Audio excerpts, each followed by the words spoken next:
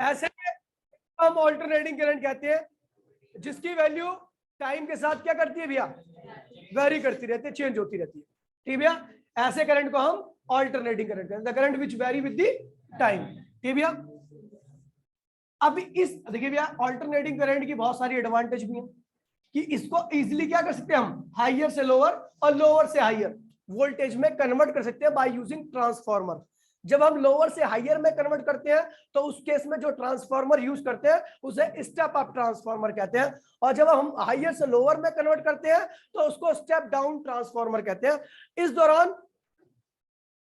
इस दौरान electrical energy की पावर चेंज नहीं होती, केवल करंट और पोटेंशियल के बीच में ही क्या होता है भैया, लेन देन होता है, बाकी पावर क्या होती है भैया आपकी, रिमेन कांस्टेंट रहती है। ठीक है भैया, खैर इसकी चीज की जो जो अभी मैंने बताया वो चीज आपको आगे बहुत ज्यादा काम आएगी जब आप ट्रांसफार्मर को पढ़ोगे। ठीक है भैया, फिर जो एसी करंट है ये रिपेलिंग नेचर का होता है। आपने देखा होगा कहीं पर भी एसी करंट से अगर आपको शॉक लगता है तो आपको दूर ही धकेल देता है। और डीसी करंट क्या होता है भैया, अट्रैक्टिव नेचर का होता है। डीसी करंट की वैल्यू कभी चेंज नहीं होती। बस यही बेसिक से आपके इन दोनों के बीच में क्या है भैया, डिफरेंस है। फिर आता है भैया इसके जो टॉपिक है वो है एवरेज वैल्यू। एवरेज वैल्यू निकालने की आवश्यकता क्यों पड़ी, ध्यान दीजिए भैया, शॉर्टकट में पूरी डेरिवेशन कराऊंगा। एवरेज वैल्यू को निकालने की आवश्यकता इसलिए पड़ी क्योंकि आपको पता है भैया जो ये ऑल्टरनेटिंग करंट है वो लगातार क्या होता है, फ्लक्चुएट करता रहता है। आपको एक कोई प्रॉपर एक रीडिंग बतानी है तो उस केस में कौन सी रीडिंग हम चुने, तो हमने क्या किया भैया, कोई सी रीडिंग नहीं चुन रहे, हमने क्या किया, एवरेज निकाल दिया। एवरेज आपको पता भैया, अगर मेरा एवरेज स्पीड की बात करूं, एवरेज स्पीड की, तो याद है भैया आपको एवरेज स्पीड का फॉर्मूला क्या था, टोटल डिस्टेंस अपॉन में, यही था। तो यही फंडा अपना के हमने क्या किया भैया, एवरेज करंट निकालने के लिए टोटल चार्ज अपॉन में टोटल टाइम निकाल दिया, टोटल टाइम। और एक बार बता दूं भैया, मैं एवरेज जब भी निकालूंगा तो टाइम क्या लूंगा, हमेशा हाफ साइकिल लूंगा। क्या लूंगा, तो भैया चार्ज निकाल रहे हैं, चार्ज एसी के थ्रू चार्ज का ट्रांसफर निकाल रहे हैं, तो आपको पता होना चाहिए भैया एसी की साइकिल कुछ इस तरीके से होती है। ठीक है भैया, मेरे को केवल इतनी साइकिल से काम है, क्योंकि अगर मैं कंप्लीट साइकिल में नेट चार्ज की वैल्यू को देखूंगा तो क्या आएगी, जीरो आएगी, इसलिए मैं केवल हाफ साइकिल लेता हूं। मैंने किसी भी इंस्टेंट पर, मान लीजिए इस इंस्टेंट पर डी के इंस्टेंट क्या भैया, ये टाइम है, ये टाइम होता है ना भैया, छोटा टाइम है, और इस वक्त करंट क्या था भैया, आई था, मान लीजिए क्या करंट आई। तो जो चार्ज निकलेगा इस छोटे से टाइम में, इतने से करंट से जो चार्ज निकलेगा वो क्या होगा, डी क्यू, क्या रहेगा भैया, और वो क्या होता है, आई इंटू में डी टी के बराबर रहेगा। आई इंटू में चार्ज क्या होता है, क्यू इक्वल टू में आई टी। तो आपने पता है टाइम क्या लिया है, डी टी, और करंट कितना है, आई है। तो यहां पर जो चार्ज निकलेगा क्या निकलेगा, डी क्यू, क्योंकि मैं बता दूं किसका क्या कौन सा ग्राफ है, क्यूटी ग्राफ है, सॉरी आईटी ग्राफ है, क्या है ये, और आईटी ग्राफ का जो एरिया होता है वो हमेशा क्या देता है, चार्ज। आईटी ग्राफ का एरिया क्या देता है, थर्ड चैप्टर मैंने बताया था, तो मैंने इसका छोटे सा एरिया निकाल दिया, बेस क्या है इसका dt, और हाइट क्या है इसकी आई है, तो एरिया क्या होगा आई इंटू में dt, वो क्या देगा, छोटा सा चार्ज। ठीक है भैया, आपको यहां से यहां तक का कुल चार्ज निकालना है, क्या निकालना है, कुल चार्ज, यहां से लेके यहां तक का। तो भैया हमने क्या किया, डी क्यू इक्वल्स टू में आई क्या होता है, आई नॉट साइन ओमेगा टी, याद है, इंटू में डी टी।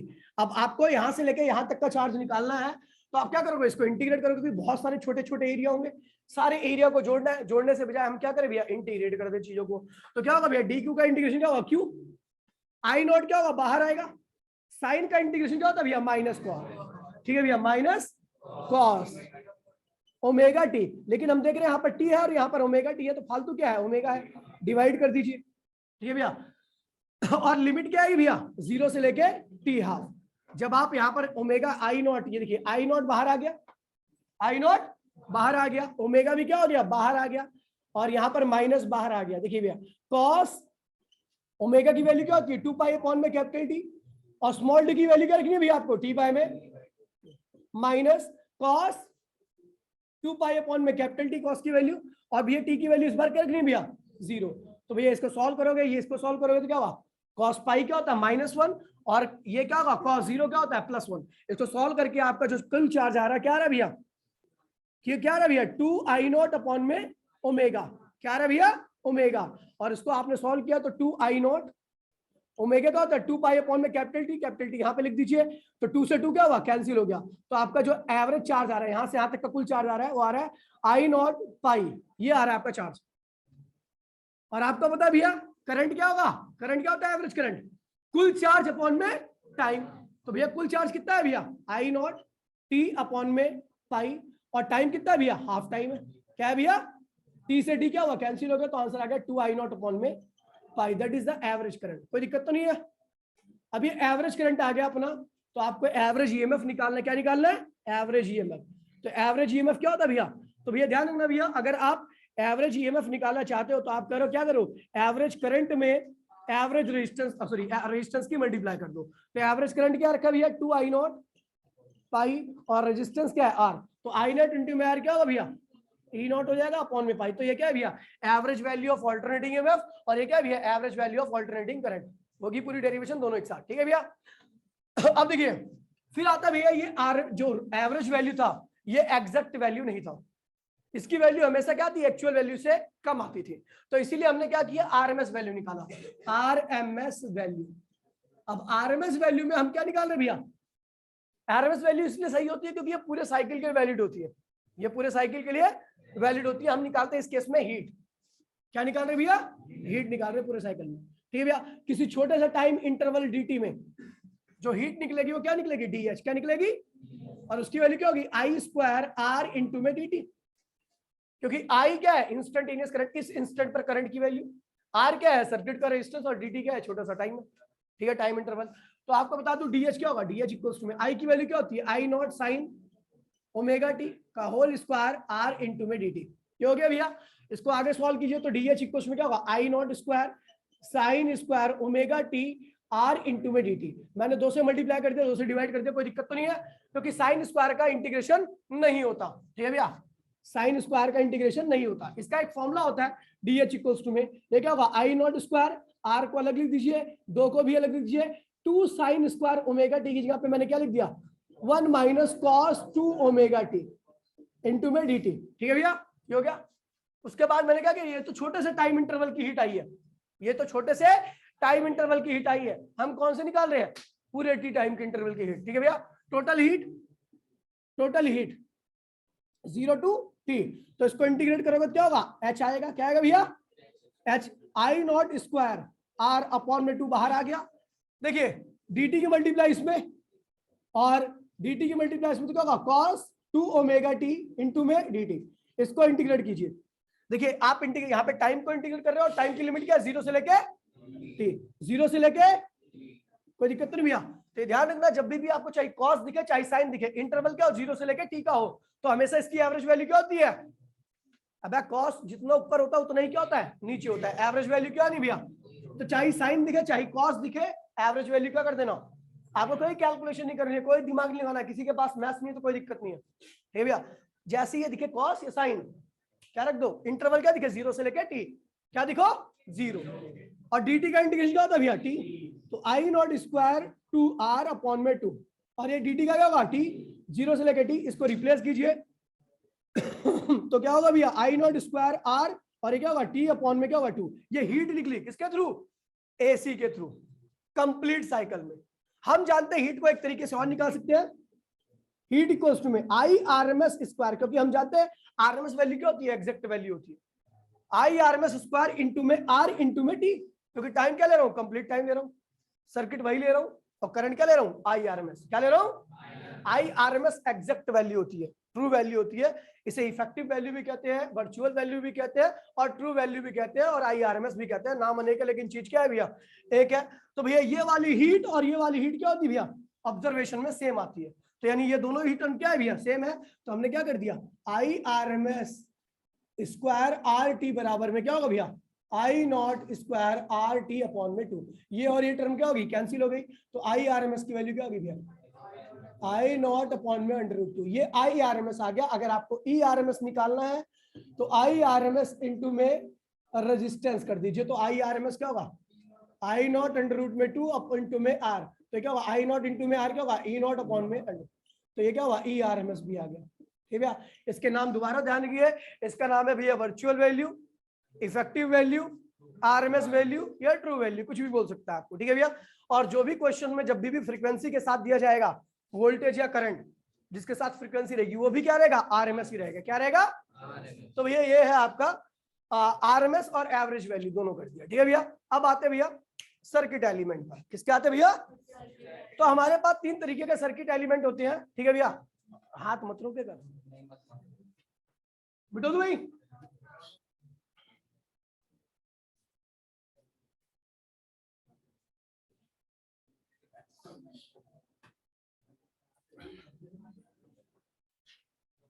ठीक है भैया, तो ध्यान दीजिए भैया, सर्किट एलिमेंट की बात करता हूं। क्या हुआ तुझे, क्या हुआ ये बता। सर्किट एलिमेंट, तो भैया हम ऐसे सर्किट एलिमेंट की बात कर रहे हैं, और बेसिकली हमारे पास तीन तरह के एलिमेंट है। पहला क्या है भैया, रजिस्टर, और इसका सर्किट डायग्राम क्या बनेगा, ऐसे बनेगा हमेशा। दूसरा होता है भैया कैपेसिटर, कैपेसिटर का ऐसे बनता है, ठीक है भैया। और तीसरा भैया इंडक्टर का आपका ऐसे बनता है, ठीक है। चलो अब देखिए अप्लाइड ईएमएफ क्या रहेगा, ई इक्वल्स में E not sine omega T. Maximum EMF में साइन की वैल्यू क्या होगी, मैक्सिमम, तो क्या होगा, जब साइन ओमेगा टी आपका 1 हो जाएगा तो ई क्या हो जाएगा, ई मैक्सिमम हो जाएगा, और वो क्या होगा भैया, ई नॉट के बराबर हो जाएगा। मैक्सिमम ईएमएफ क्या होता है भैया, ई नॉट होता है। कैलकुलेशन फॉर करंट, तो करंट की कैलकुलेशन के लिए यहां पर क्या यूज करोगे भैया, ईएमएफ अपॉन में अपोजिशन, ईएमएफ अपॉन में, तो ईएमएफ क्या है भैया, E not sine omega t, और अपोजिशन क्या है, आर। अगर मैंने क्या कर दिया, if sine omega t equals to में 1 हो जाए तो आई क्या होगा भैया, आई नॉट में चेंज होगा, मैक्सिमम में चेंज हो जाएगा। अबे ये 1 हो जाए तो ये क्या होगा, मैक्सिमम हो जाएगा, और इसकी वैल्यू क्या होगी, ई नॉट अपॉन में आर। आप देख रहे हो भैया करंट के साथ भी साइन लगा हुआ है और ईएमएफ के साथ भी साइन लगा हुआ है, इसलिए इन दोनों के बीच में फेज डिफरेंस क्या होगा, phase difference delta phi equals में क्या होगा भैया, 0, क्योंकि करंट और ईएमएफ एक साथ चल रहे हैं, दोनों एक साथ मैक्सिमम, दोनों एक साथ मिनिमम, दोनों एक साथ नेगेटिव, दोनों एक साथ 0, समझ गए। चलो भैया उसके बाद भैया वेव डायग्राम, क्या है भैया, वेव डायग्राम। तो अगर वेव डायग्राम याद है तो भैया वेव डायग्राम में साइन और कॉस का ग्राफ खींचते हैं, किसके खींचते हैं, तो यहाँ पे करंट के लिए भी साइन का और ईएमएफ के लिए भी, तो भैया वाई डायग्राम में देखिए भैया, डॉटेड फॉर करंट और सॉलिड फॉर ईएमएफ, ठीक है भैया। उसके बाद फेजर डायग्राम, फेजर डायग्राम क्या है भैया, तो भैया क्या है, यहां पर आपको पता है भैया दोनों साथ साथ चल रहे हैं, इसका एंगल ओमेगा टी है तो इसका भी क्या है, ओमेगा टी होगा। तो भैया ये इधर रख दीजिए, ये ईएमएफ है ओमेगा टी पर, तो करंट भी क्या होगा, ओमेगा टी पर ही होगा। याद आ गया, पूरी कैलकुलेशन हो चुकी है, ठीक है भैया। ये आपका रेजिस्टिव सर्किट है, प्योरली रेजिस्टिव सर्किट। जब ऑल्टरनेटिंग करंट में आप केवल ऑल्टरनेटिंग करंट को केवल रेजिस्टिव सर्किट में डालोगे तो सारी चीज का बिहेवियर कुछ तरीके से रहेगा और सारी चीजें आपको इस तरीके से मिलने वाली है, ठीक है भैया। यहाँ पर एक चीज नहीं लिखवाया मैंने, अपोजिशन, क्या है भैया, opposition in current, opposition in current. तो अगर करंट की अपोजिशन की बात करें तो क्या होगा, मैक्सिमम ईएमएफ अपॉन में मैक्सिमम करंट होता है, इसका फॉर्मूला। तो मैक्सिमम ईएमएफ क्या है भैया, ई नॉट है, और मैक्सिमम करंट क्या है, ई नॉट अपॉन में आर है, तो ये कैंसिल हो गया, तो क्या हो गया आर। ये अपोजिशन। और एक बात बता दो भैया, जो रेजिस्टिव सर्किट होता है उसका बिहेवियर ऑल्टरनेटिंग और डायरेक्ट करंट दोनों के साथ क्या होता है, एक जैसा ही होता है, हमेशा हीट ही निकालेगा, पावर लॉस हमेशा क्या होना है यहाँ पे, चाहे मैं ऑल्टरनेटिंग करंट डालू चाहे डीसी करंट डालू, ठीक है भैया। चलो भैया ये भैया कैपेसिटर है, ठीक है। अप्लाइड कैपेसिटिव सर्किट का, प्योरली कैपेसिटिव सर्किट का डायग्राम आपका ये होता है। और अगर आपको अप्लाइड ईएमएफ बोला जाएगा तो क्या होगा, ई इक्वल्स में E not sine omega t, और आपको बता दूं भैया इसका फेस क्या है भैया, ओमेगा टी है, साइन ओमेगा टी है, क्या है भैया, साइन ओमेगा टी। अगर मैं इसमें साइन ओमेगा टी की वैल्यू को 1 रख दूं तो ये क्या होगा, ई क्या होगा, ई नॉट में मैक्सिमम हो जाएगा, और मैक्सिमम ईएमएफ क्या होगा भैया, ई नॉट के बराबर है, ठीक है। उसके बाद भैया आपका कैलकुलेशन ऑफ करंट है, तो भैया यहाँ पर करंट की कैलकुलेशन करनी है, तो करंट की कैलकुलेशन यहाँ पर क्या है, आई क्वेश्चन में क्या होता है, डी क्यू अपॉन में डी टी, याद है। और हमने क्यू को क्या लिख दिया, सी इंटू में ई, सी इंटू में ई, सीवी होता था, याद है सीवी, क्यू इक्वेशन में सीवी होता था, हम भी नहीं कर रहे हैं, हम ई कर लिख रहे हैं, कोई दिक्कत तो नहीं है। तो भैया क्या होगा, आई इक्वेशन में सी बाहर आ गया, E not sine omega T upon में क्या होगा डी टी, तो आई क्या होगा, सी बाहर आ गया, ई नॉट भी बाहर आ गया, और आपको पता है भैया साइन का क्या होता है, कॉस। लेकिन छोड़ो, आपको पता है कॉस ओमेगा टी को दोबारा डिफरेंशिएट करेंगे, क्योंकि नीचे वाला मैच नहीं कर रहा, ये ओमेगा टी है और ये टी है, तो ओमेगा टी को आप डिफरेंशिएट करोगे तो क्या आएगा रिजल्ट, ओमेगा आएगा, क्या आएगा, याद है। तो उस ओमेगा को भी यहाँ पर लिख दीजिए, ठीक है भैया। और ये क्या होगा भैया, साइन का क्या होता था, कॉस। तो इसको इंटीग्रेट करने पे आपका ये आया। अगर मैं कह दूं भैया ये क्या भैया, अच्छा देखिए करंट के साथ क्या लगा हुआ, साइन, सॉरी ईएमएफ के साथ क्या लगा हुआ है, साइन, और करंट के साथ क्या लगा हुआ है, कॉस। कॉस प्लस साइन से 90 डिग्री आगे होता है, ये ध्यान रखना भैया, ठीक है। और बात करूं भैया, इफ कॉस ओमेगा टी की वैल्यू 1 हो जाए तो ये जो करंट होगा वो क्या होगा भैया, मैक्सिमम में आ जाएगा। और मैक्सिमम वैल्यू क्या होगी, सी ई नॉट ओमेगा हो जाएगी। क्या होगी भैया, तो कैपेसिटिव सर्किट में मैक्सिमम करंट क्या होता है, सी ई नॉट ओमेगा होता है। क्या होता है, ठीक है भैया। अच्छा देखिए फेज की बात करूं, फेज डिफरेंस डेल्टा फाइव, तो क्या होगा भैया, पाई बाय 2। यहां पर करंट क्या होगा, लीड करेगा ईएमएफ से। करंट लीड ईएमएफ कितने एंगल से, पाई बाय 2 से। कोई दिक्कत तो नहीं है। चलो भैया उसके बाद है भैया अपोजिशन इन करंट। क्या है भैया, अपोजिशन इन करंट, करंट के लिए अपोजिशन। तो भैया आपको पता है भैया वो क्या होता है, maximum EMF maximum current. Maximum EMF क्या भैया, ई नॉट, और मैक्सिमम करंट क्या भैया, जब ये 1 होगा तो ये होगा, मैक्सिमम करंट क्या होगा, सी ई नॉट ओमेगा। और इसको कहते हैं भैया एक्सी। क्या कहते हैं भैया, ये क्या होगा, 1 बाय में सी ओमेगा। यानी ये ऑल्टरनेटिंग करंट की फ्रीक्वेंसी पे डिपेंड कर रहा है। ऑल्टरनेटिंग करंट की फ्रीक्वेंसी को अगर आप चेंज करोगे तो कैपेसिटिव सर्किट का अपोजिशन भी क्या होगा, चेंज होता रहेगा। अगर ओमेगा ज्यादा रखोगे तो ये क्या होगा, कम हो जाएगा। यानी अपोजिशन क्या होगी, ज्यादा फ्रीक्वेंसी वाले करंट के लिए अपोजिशन क्या होती है, कम होती है। अगर डीसी करंट रखोगे तो उसका ओमेगा क्या होता है, 0 होता है। तो यानी एक्सी क्या होगा, इन्फिनिटी। डीसी करंट को कभी भी कैपेसिटर अपने बाहर फ्लो नहीं करने देता, सब डीसी को क्या करता है, स्टोर कर लेता है, ठीक है भैया। तो इसका एक ग्राफ बनता है भैया, देखिए ये है भैया एक्सी और ये है क्या है, ओमेगा। तो आप देख रहे हो इनवर्सली है, तो ऐसा ग्राफ खींचेगा, ये ध्यान रखिए ग्राफ बहुत ज्यादा आता है, ठीक है भैया। ये क्या करता है भैया, डीसी का ओमेगा क्या होता है भैया, 0 होता है। तो एक्सी क्या होगा भैया, इन्फिनिटी, बहुत ज्यादा। और जब इसका पोजीशन बहुत ज्यादा होगा तो ब्लॉक दी डीसी को ब्लॉक करेगा। अगर मैं एसी की बात करूं तो एसी का ओमेगा क्या होता है, बहुत ज्यादा होता है 0 से, तो एक्सी क्या होगा, स्मॉल हो जाएगा। और जो स्मॉल होगा तो अलाउ दी ऑल्टरनेटिंग करंट, ठीक है भैया। उसके बाद भैया इसका वेव डायग्राम और फेजर डायग्राम। वेव डायग्राम देखिए भैया, आपको पता है वेव डायग्राम इसका ईएमएफ का साइन वाला खींचेगा और करंट का कॉस वाला खींचेगा। तो भैया देखिए ये ईएमएफ हो गया और करंट का क्या हो गया, कॉस वाला, ठीक है भैया। कॉस वाला ऐसे ही होता है ना, मैक्सिमम से स्टार्ट होता है, तो डॉटेड फॉर करंट और सॉलिड फॉर ईएमएफ, कोई दिक्कत तो नहीं है। उसके बाद फेजर डायग्राम देखिए, फेजर डायग्राम में क्या होगा, करंट के साथ क्या लगा हुआ है, कॉस, और ईएमएफ के साथ लगा हुआ है साइन। तो यानी कॉस साइन से 90 डिग्री आगे होता है। तो अगर आप करंट के एंगल को ओमेगा टी लिखोगे, क्या लिखोगे, तो मुझे पता है ईएमएफ का एंगल क्या होगा, 90 डिग्री पीछे होगा, ये रहा, समझ गए भैया, ये हो गया। तो ये इसका वेव डायग्राम हो गया, ये हो गया फेजर डायग्राम, ठीक है भैया। अब आते हैं भैया इंडक्टिव सर्किट में।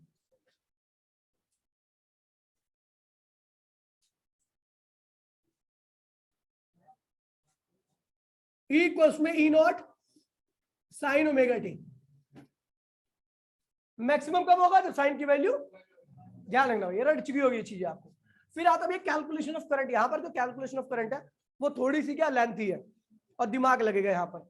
ये क्या है आपका अप्लाइड ईएमएफ है, क्या है, इंडक्टर में अप्लाइड ईएमएफ डालोगे तो क्या आएगा, बैक ईएमएफ, अपोजिंग ईएमएफ, याद है, induce EMF, back EMF, opposing EMF, induce EMF, या इलेक्ट्रिक इनर्शिया भी कहते हैं इसको। क्या कहते हैं भैया, इलेक्ट्रिक। देखिए कई बार एक क्वेश्चन आता है कि व्हाट इज इलेक्ट्रिक इनर्शिया। तो इनर्शिया का मतलब क्या है भैया, एक्चुअल में इनर्शिया का मीनिंग होता है भैया जो चेंज को अपोज कर सके। क्या करे, अब जब फ्लक्स चेंज होगा तो उसको अपोज करने के लिए कौन आएगा, इंड्यूस ईएमएफ। इसीलिए इसको हम कहते हैं इलेक्ट्रिकल इनर्शिया। बढ़ेगा तब भी इनर्शिया आएगा, electrical inertia, that is induce EMF, और जब घटेगा तब भी आएगा, ठीक है भैया। तो इसको कई बार हम इलेक्ट्रिक इनर्शिया भी कहते हैं, समझ गए भैया। चलिए, नहीं लिखवाया, बता दिया, ठीक है। ये सब ज्ञान की बातें कभी कभार मुंह से निकल जाती हैं, इसलिए वाणी को सुनते रहिए, ठीक है। देखिए भैया, अब देखिए भैया कैलकुलेशन ऑफ करंट। ओए थ्री भाई प्लीज चुप हो जाओ,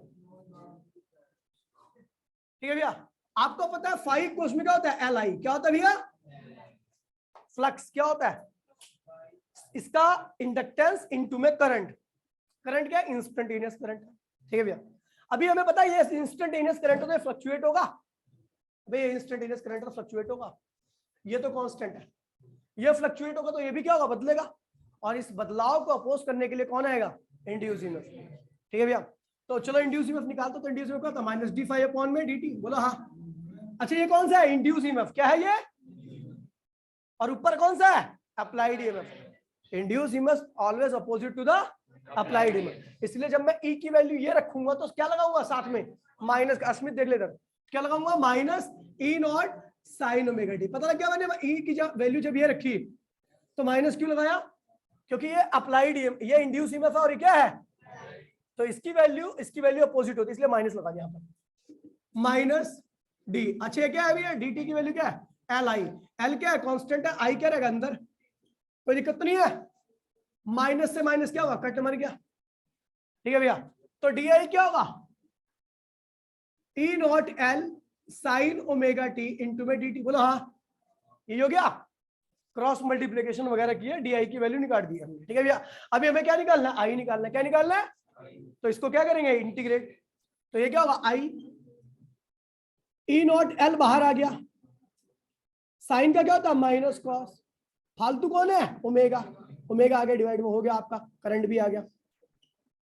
अगर करंट की मैंने कह दिया if minus cos omega T बराबर में 1, अगर इसकी वैल्यू 1 हो जाए तो आपको पता भी है ये क्या होगा, आई क्या होगा, आई टेंस टू आई मैक्सिमम, और आई मैक्सिमम क्या होगा भैया, ई नॉट अपॉन में एल ओमेगा, कोई दिक्कत तो नहीं है। अच्छा एक चीज देखिए, ईएमएफ के साथ क्या लगा हुआ है, साइन, और करंट के साथ क्या लगा हुआ है, माइनस कॉस, तो साइन जो होता है वो माइनस कॉस से 90 डिग्री आगे होता है। ठीक है भैया, तो ध्यान रखना भैया, तो यहाँ पर फेज डिफरेंस क्या आएगा, 90 डिग्री क्या आएगा, और यहाँ पर ईएमएफ लीड करंट, इस केस में ईएमएफ करंट से आगे रहेगा।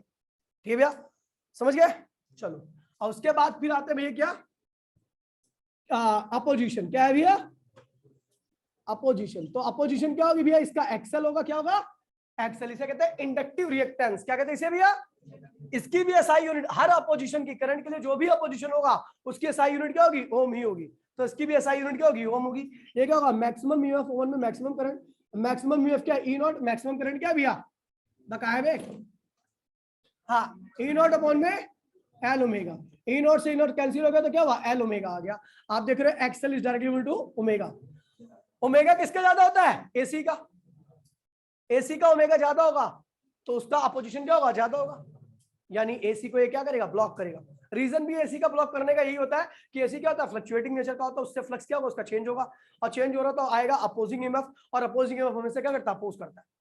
अगर डीसी करंट डालूं तो डीसी करंट क्या होता है, स्टडी नेचर का होता है, एक जैसा होता है। ठीक है भैया, उसके द्वारा बनाई गई मैग्नेटिक फील्ड कभी बदलेगी नहीं, फ्लक्स भी नहीं बदलेगा, फ्लक्स भी क्या रहेगा, कांस्टेंट रहेगा। जब फ्लक्स चेंज नहीं होगा तो उसको अपोज करने के लिए कोई आएगा ही नहीं। ठीक है भैया, तो इसलिए ये क्या करता है, एसी को ब्लॉक कर देता है, क्या करता है भैया, क्योंकि एसी का ओमेगा ज्यादा होता है, अपोजिशन क्या होती है, ज्यादा होती है, और डीसी का ओमेगा क्या होता है भैया, जीरो, डीसी का ओमेगा क्या होता है भैया, जीरो होता है, तो एक्सेल भी क्या होगा, अपोजिशन भी क्या होगी, जीरो अलाउ करेगा।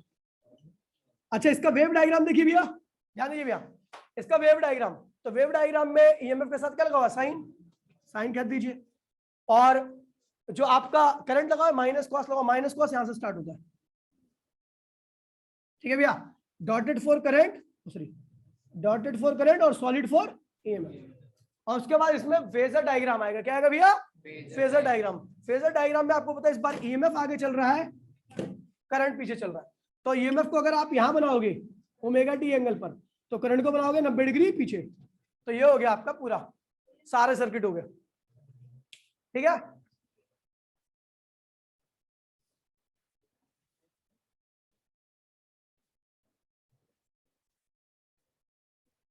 हो गया, आगे बढ़े, कुछ भी मिस नहीं किया, पूरा कराया भाई।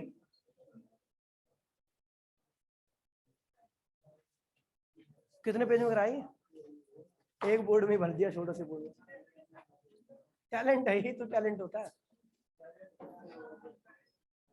हो गया मिटो तू। अब आते भैया एलसीआर पे, एलसीआर, हाँ क्या बेटा,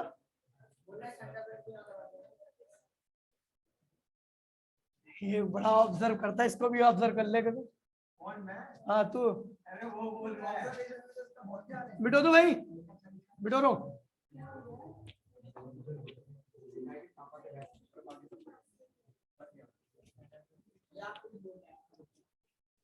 देखिए भैया मैं एलसीआर पे आता हूं। सीरीज एलसीआर हमारे सिलेबस में है, ये तो सीरीज में पढ़ना। तो एलसीआर देखिए, ध्यान दीजिए भैया, एलसीआर ये भैया सीरीज में पढ़ना है। किसमें पढ़ना है? तो इसमें इंडक्टर, कैपेसिटर और रजिस्टर तीनों ही लगे होते हैं। और ये आपका क्या भैया? Applied EMF. ये भैया ये एल है, ये सी है और ये आर है। अब इंडक्टर की बात करूं, इंडक्टर का पोजीशन क्या होता है? एल ओमेगा, याद है? ईएमएफ क्या होगा?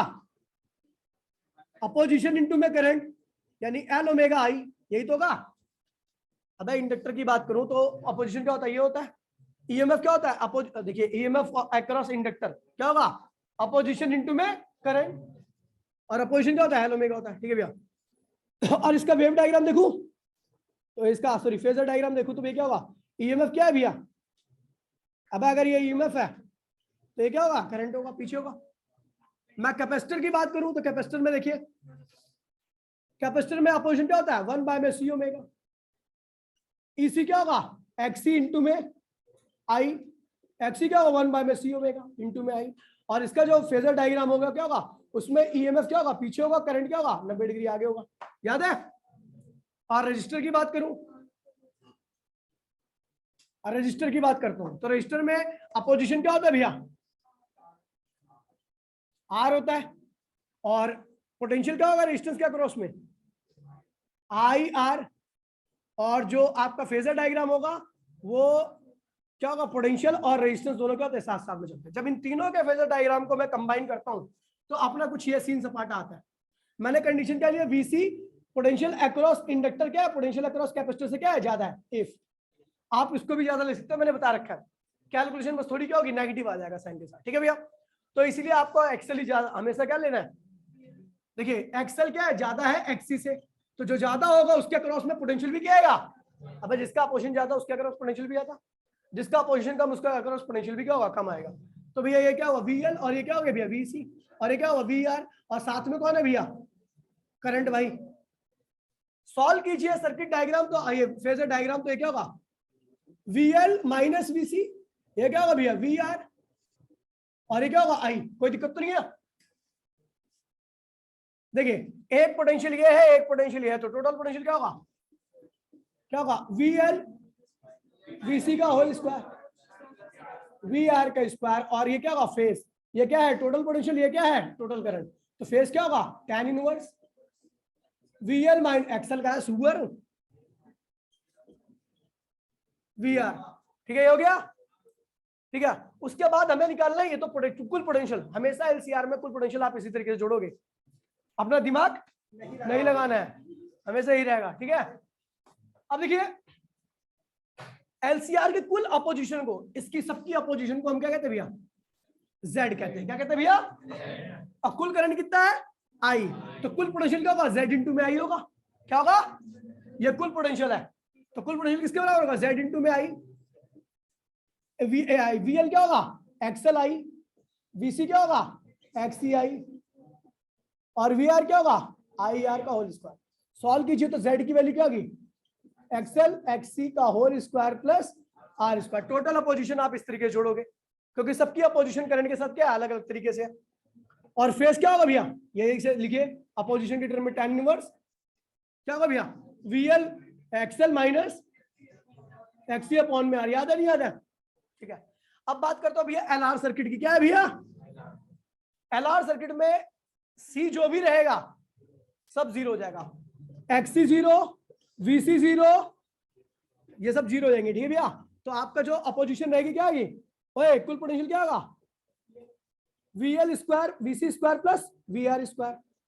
ठीक है, और फाई क्या होगा? tan इनवर्स वीएल अपॉन में वीआर।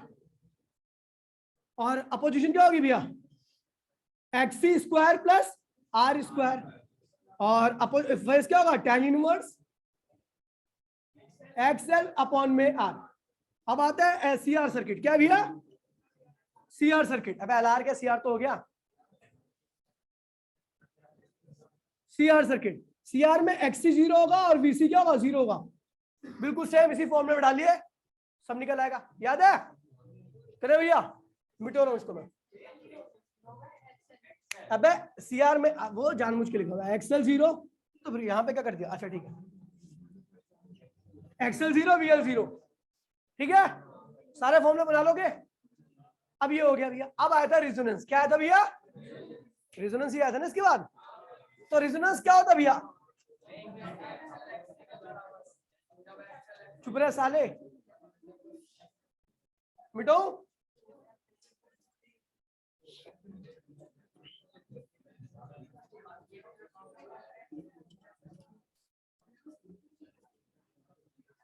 देखिए भैया, रेजोनेंस कंडीशन वो कंडीशन होती है जिसमें अपोजिशन क्या होता है भैया? मिनिमम, और करंट क्या होता है भैया? मैक्सिमम।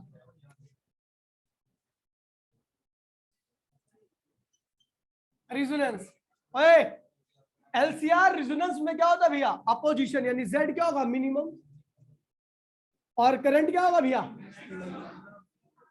और आपको पता है जेड क्या होता है? वी नो जेड क्या होता है? अंडर रूट एक्सएल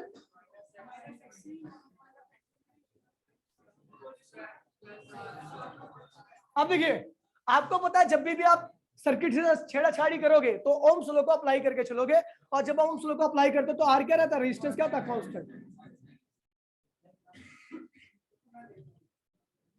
रेजिस्टेंस, ओए रेजिस्टेंस कांस्टेंट है इसका। और आपको पता भी है एक्सएल क्या होता है? ओमेगा के डायरेक्टली होता है, एक्सी क्या होता है? ओमेगा के इनवर्सली होता है। अगर हम ओमेगा को बढ़ाए घटाए, ओए ओमेगा को बढ़ाए घटाए, तो एक ऐसी सिचुएशन आएगी जिसमें ये दोनों क्या होंगे? बराबर रहेंगे। क्योंकि मान लीजिए मैंने ओमेगा बहुत कम रखा है, ओमेगा बहुत कम रखा है, तो एक्सी क्या होगा? बहुत ज्यादा, और एक्सएल क्या होगा? बहुत कम। इनके बीच में डिफरेंस क्या होगा? बहुत ज्यादा होगा। ओमेगा बढ़ाओ तो एक्सी क्या होगा? नीचे, एक्सएल क्या होगा? ऊपर, एक्सी नीचे, और बढ़ाओ और बढ़ाओ, एक ऐसी कंडीशन आएगी जिसमें दोनों क्या होंगे? बराबर होंगे। और उस कंडीशन में इन दोनों की वैल्यू क्या होगी? At a particular frequency, at a particular frequency, particular frequency क्या होगा? एक्सएल इक्वल्स टू में एक्सी, तो जेड की वैल्यू क्या होगी? ये 0 हो जाएगा, जेड की वैल्यू क्या होगी? आर के बराबर हो जाएगी। यानी जब आपका रेजोनेंस होता है तो टोटल अपोजिशन क्या होती है भैया? आर के बराबर हो जाती है, ठीक है भैया। और करंट क्या होगा इस वक्त? ईएमएफ अपॉन में आर ही होगा, जेड लिखने की आवश्यकता नहीं है, ठीक है भैया। और ये कौन सी फ्रीक्वेंसी होती है? चलो देखते हैं। एक्सएल क्या होता है? एल ओमेगा, एक्सी क्या होता है? 1 बाय में सी ओमेगा। तो ओमेगा क्या होगा? ओमेगा स्क्वायर, इधर ले ओमेगा स्क्वायर क्या होगा? 1 बाय में एलसी, तो ओमेगा का 1 बाय में अंडर रूट एलसी। अगर आप इंडक्टर और कैपेसिटर का 1 बाय में अंडर रूट कर दीजिए तो वो जो फ्रीक्वेंसी आएगी वही फ्रीक्वेंसी अगर आप डालोगे तो सर्किट कहां चलेगा? रेजोनेंस में। और उस वक्त क्या होगा? ठीक है भैया, तो इस चीज को ध्यान रखना। ठीक है भैया, समझ गए? मैंने बहुत सारी कंडीशन बताई थी रेजोनेंस में कि आपकी फ्रीक्वेंसी क्या होती है? 1 बाय में अंडर रूट एलसी। अपोजिशन दोनों क्या होती है भैया? बराबर, एक्सएल बराबर में एक्सी, पोटेंशियल अक्रॉस इंडक्टर बराबर potential across capacitor. Total resistance जो होता है सर्किट का वो क्या होता है? रेजिस्टेंस के बराबर होता है। टोटल अपोजिशन जो होती है रेजिस्टेंस के, जेड बराबर में आर। ठीक है भैया, तो इन सारी चीजों को ध्यान रखना। ये सब क्या है? फिर आता है भैया क्यू फैक्टर। क्या आता है भैया? क्यू फैक्टर, इसे क्या क्वालिटी फैक्टर भी कहते हैं, क्वालिटी फैक्टर। और भैया क्या कहता है भैया? क्यू फैक्टर क्या बताता है? Sharpness of resonance. कौन सा रेजोनेंस कितना हाइट पे गया है? जितना हाइट पे जो रेजोनेंस जाएगा उसका क्यू फैक्टर उतना ही ज्यादा होगा। हाइट मतलब करंट कितना मैक्सिमम गया। देखिए भैया, दो सर्किट बनाए थे मैंने, आपको याद होगा, और circuit number C1, circuit number C2। और जब भी क्यू फैक्टर की बात होगी तो कंडीशन क्या होगी? एक्सएल इक्वल्स टू में एक्सी। यानी कौन सी कंडीशन है भैया? रेजोनेंस कंडीशन है। इसमें करंट कहां गया? इतना ऊपर, और इसमें करंट कहां गया? इतना ऊपर। मतलब दोनों का रेजोनेंस हुआ। ये कौन सी है? Resonance frequency. ये क्या है भैया? ये करंट है। लेकिन करंट का पीक ज्यादा हाई कहां गया? आपको पता है जब रेजोनेंस होता है तो करंट का डिसाइडर केवल कौन होता है? रेजिस्टेंस। इसका मतलब इस सर्किट का रेजिस्टेंस क्या था? कम था, और इस सर्किट का रेजिस्टेंस क्या था? ज्यादा था। इसलिए इसमें करंट का पीक क्या हुआ? कम गया। ज्यादा रेजिस्टेंस होने की वजह से करंट का पीक क्या हुआ? एक्सएल एक्सी का कोई रोल, रेजोनेंस कंडीशन में एक्सएल एक्सी का कोई रोल नहीं होता। केवल किसका रोल होता है? रेजिस्टेंस का। जिसका रेजिस्टेंस ज्यादा रहेगा, जेड की वैल्यू जेड ही होता है ना। अपोजिशन क्या होता है रेजोनेंस में? जेड ही आर के बराबर होता है। तो जिसका रेजिस्टेंस ज्यादा होगा उसका करंट का पीक क्या होगा? उसका उस सर्किट का क्वालिटी फैक्टर क्या होगा? लो होगा। क्या होगा? लो, और जिस सर्किट का रेजिस्टेंस ज्यादा कम होगा उसका करंट का पीक क्या होगा, ज्यादा होगा, उस सर्किट का क्वालिटी फैक्टर क्या होगा, हाई होगा। क्या होगा भैया, हाई। और मैंने आपको ड्राइव कराया था जो क्वालिटी फैक्टर होता है वो रेजिस्टेंस के इनवर्सली होता है। जितना ज्यादा रेजिस्टेंस रहेगा उतना ज्यादा क्या होगा, उतना ही कम क्या होगा, करंट होगा, और उतना ही कम सर्किट का क्या होगा, क्वालिटी फैक्टर होगा। तो इसलिए रेजिस्टेंस के इनवर्सली था, और क्वालिटी फैक्टर डायरेक्टली था एक्सएल के और एक्सी के। पता क्यों, क्योंकि एक्सएल एक्सी ज्यादा होंगे तो भैया इनके ऊपर पोटेंशियल क्या होगा, ज्यादा आएगा, रेजिस्टेंस में पोटेंशियल क्या आएगा, कम आएगा। रेजिस्टेंस कम होगा ना, अबे एक्सएल एक्सी अगर ज्यादा होंगे, याद है ना कल वाली बात है, तो भैया मीटिंग खत्म होने वाली, मैं सोच रहा हूँ इसी मीटिंग में समेट दो सब कुछ। एक्सएल कंबाइन किया तो की फैक्टर आ गया 1/√LC। इसकी वैल्यू जितनी ज्यादा करंट का पीक उतना, रेजिस्टेंस उतना, इसकी वैल्यू जितनी कम रेजिस्टेंस का करंट क्या होगा उतना कम। समझ गया भैया। तो भैया ये था पूरा एसी। अब 3-4 क्लास में पूरा एसी खत्म हो जाएगा, ठीक है। तेज नहीं पढ़ा, लेकिन मैंने तेज नहीं पढ़ाया।